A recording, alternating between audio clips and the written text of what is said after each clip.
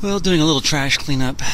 Since my last trash cleanup, you've seen some of these in pictures, and some of these I don't even bother taking pictures of anymore, but this is all my noteworthyable garbage finds. You know, a little bit of toy gun things, a couple. I think probably didn't put that particular belt thing in the, and I have to look at this one. That might be a Merry Widow's case that snuck by me, so I have to look at that one. And just some of the cars since the last trash clean out. They're just all going to go in the garbage here, and a 1951 license plate. But yeah, I'll keep the good ones, but some of them are pretty bad shape, and I don't bother keeping them. They're really toast. I used to. I have a bucket at home still that I need to go through and throw away, but yep, time to get rid of these guys. Can't keep collecting them. They're not worth anything.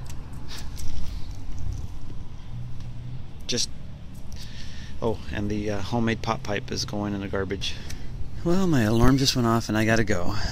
But I was glad I just found something, because I wanted to turn this on and tell you a little bit about what's going on here. You know, for the first year and a half, I used a Garrett Pro pointer with my Ace 250 and the AT Pro. And then when I got the e-trac, which was a used e-trac, it came with Sunray Pro. And I love it. You know, I put away the Garrett, threw it in the car, and the Sunray X1 Pro for the e-trac was awesome. Loved it.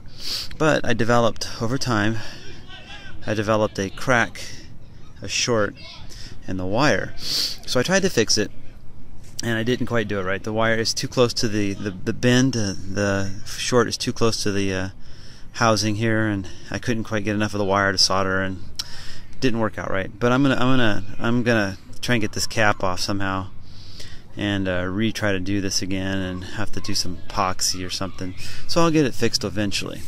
So anyways, I went to my car to get my old Pro pointer, which I'd only used for about a year and a half. And I pulled it out of the car, and it was beat up, and it was already having problems. Some of you know that the Pro pointers, when you push the button, they freak out. You know, maybe it's just a weak battery. So I didn't have any Pro pointer or pinpointer or anything like that, except for, so I did that for about a week this last week. And I tell you what, if you're out there digging without a Pro pointer or a probe or something like that, get one. It drove me crazy having to dig, you know, and swing my thing over and swing over and then put my coil back over. What a waste of time. So anyways, so I went to the local guys and spent some money supporting my local businesses. DK-Nugget off of Division. They had one of these in stock. Now, it wasn't necessarily the one that I wanted. I would have taken a Garrett. I would have maybe tried the Minelab Profine, but then this is the new Bullseye TRX. It's bigger than the Garrett. I'm not sure how it compares to the Profine, but it's bigger. It takes a 2AA or a 9-volt. You can, as a converter in there. So it's kind of like a little review of this guy. First thing I noticed when I pulled it out of the box was that it had kind of a cheaper plastic housing, thinner. But the trade-off is that this housing can be replaced. That was one of the things. If it ever cracks or breaks or something like that, you can actually replace the housing, which you can't do on the Garrett. I'm not sure about the Profine. The other thing is that you spend a little bit more for this. It's going to cost you probably about $25 more for this guy. You have a program. You can program it to do beep and vibrate, beep only, or vibrate only. So that's actually a nice feature, because I really don't like all the noise. Turns on really nice and easy. I actually already covered the button, because my other button I noticed got really gunked up with dirt. So just to be on the safe side and protect this maybe even a little longer, I just covered it with some nice waterproof flex tape. And the only thing I don't like about this too is that when you turn it off, it does that stupid beep. That they can do away with. But other than that, it does okay. I mean, it's the same thing as the Garrett and the Profine. You know, but I'll tell you one thing I don't like.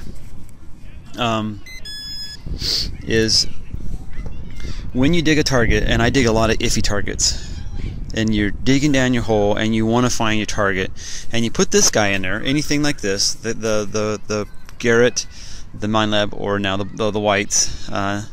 This is the very first Whites product I've ever owned too. But when you put it in there on an iffy target and you're digging toward that beeping, well, you don't know what you're going to get. And for me, an iffy target is, 9 out of 10, it's nails.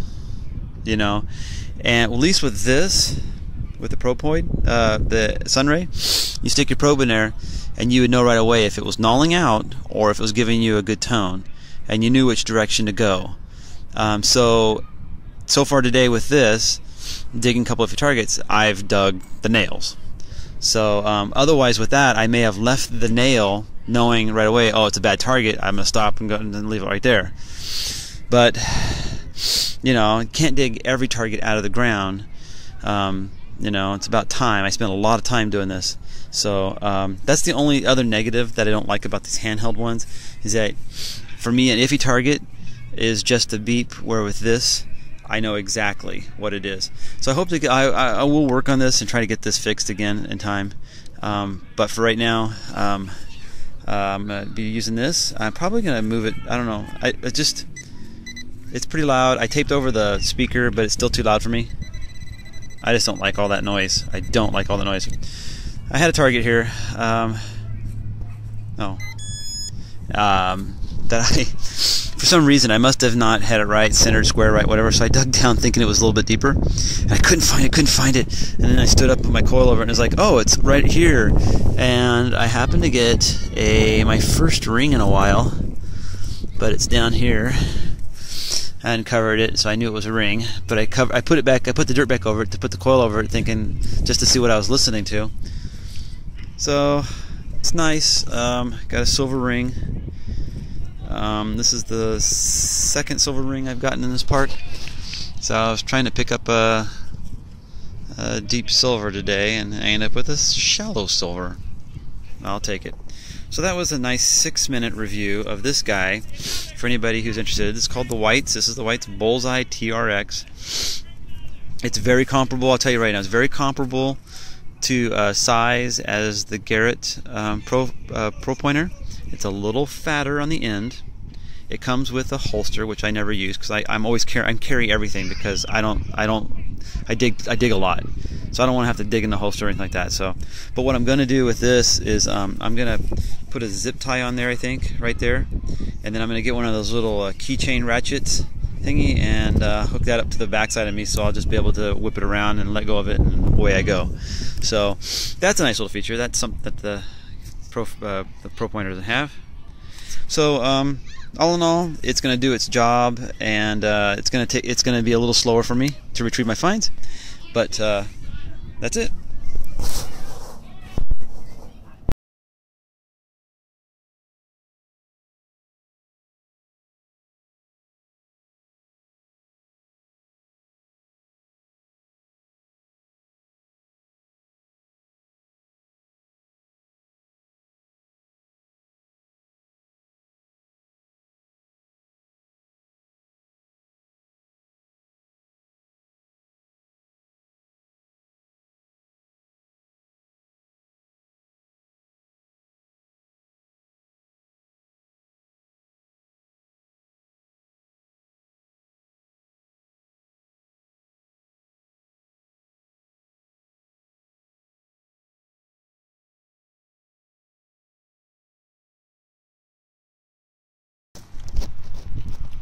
Well, I'm back at the park school that David and I were at last weekend, where we found 8 silver coins and a silver ring that day. So I decided to come back out today and to see how much more we missed and how much more I could find. And I've only found one wheat so far. I got my first silver sitting down there, kind of in the shadows. Rosy. It's kind of an iffy signal, but it is down about 6 and 6.5 inches. 1947. And dug a couple nickels, which I normally don't dig. But Dave got a really deep war nickel out here, so I'm listening for him.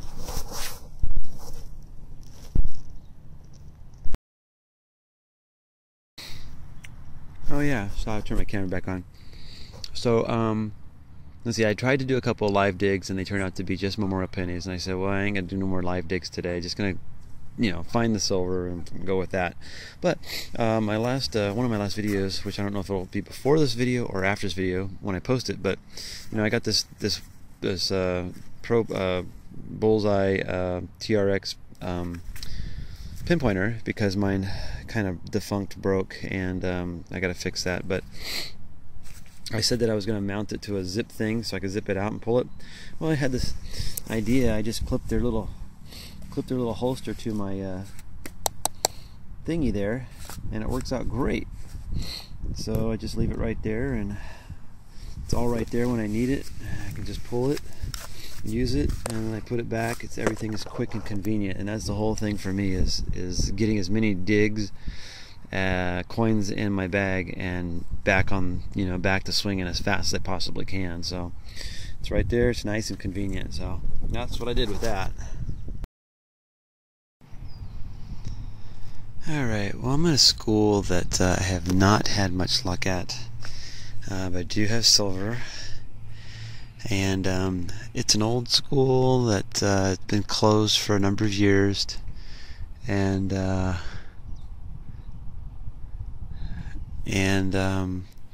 I've hunted the front side, which is totally static and garbage, and it's on an old main street too. And the backfield is just this 2 baseball diamonds, and I've been here about 3-4 times, and I don't think I've ever found a wheat penny here. And the only thing I ever found here was a real small sterling pendant. I mean, it was small and thin. So gives me hope for the field. There's my silver right there, and I'm at probably 6 inches to the top. Let's see, the probe says I've already taped over some of the noisemakers, but 7 inches is right there, so we're probably at 6. It sounded like a wheat penny.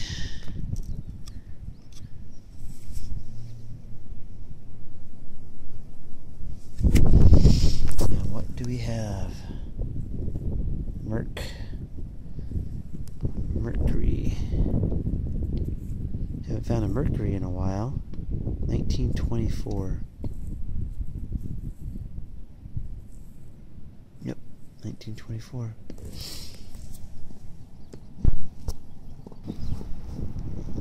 I was digging a nickel signal. Looks like I got a junk ring because it's not shiny gold. That's too bad. That would have been really nice to have seen that to be a little gold ring.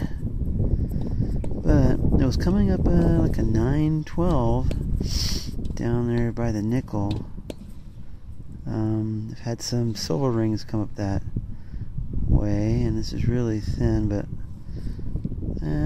can't tell yet, but pretty junky looking. Looks like there may have been something on the top. It's gone.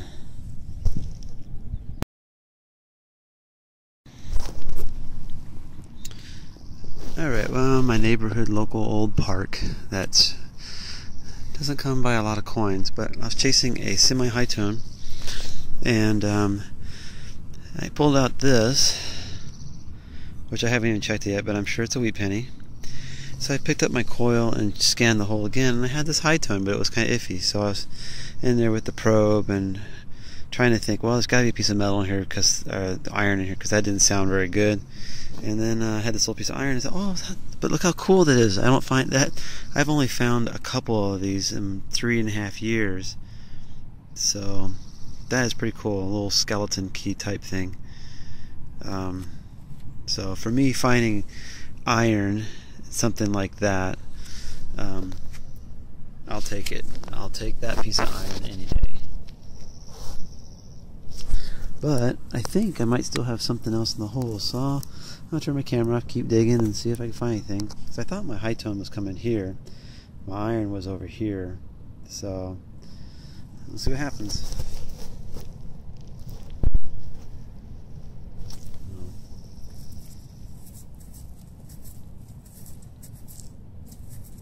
Yeah, wait a second.